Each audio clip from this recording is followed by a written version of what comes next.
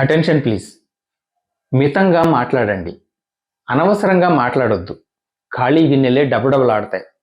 జీవితంలో విశేష అనుభవాలతో పండిపోయిన వారు చెప్పినట్లు మౌనం అతి గొప్ప సంభాషణ. మౌనం పదునైన ఆయుధం. కొంతమంది తాము ఎక్కడ ఎవరి దగ్గర ఉన్నామో విస్మరించి లొడలొడ వాగుతూనే ఉంటారు. ఆ సబ్జెక్టు ప్రస్తావనలు అవసరమా కాదా అని పట్టించుకోరు. ఏం తోస్తే అది, నోటికి ఎంత వస్తే అంత అనేస్తారు. ఆ ధోరణి అటువంటి వారి విలువను తగ్గించేస్తుంది. మనం ఎందుకు పుట్టామో, ఎప్పుడు పోతామో తెలియదు. ఎందుకు జీవిస్తున్నామో, బతకడానికి పరమార్థం ఏమిటో తెలుసుకోవాలి. అది తెలిసిన నాడు నోటికి పని చెప్పడం దానంతటదే తగ్గిపోతుంది. ఖచ్చితంగా కొలిచినట్లు ఎంత అవసరమో అంతే చెప్పాలి. మేర మీరి నోరు జారితే పోయేది మీ పరువే, నాశనమయ్యేది మీ ఇమేజే.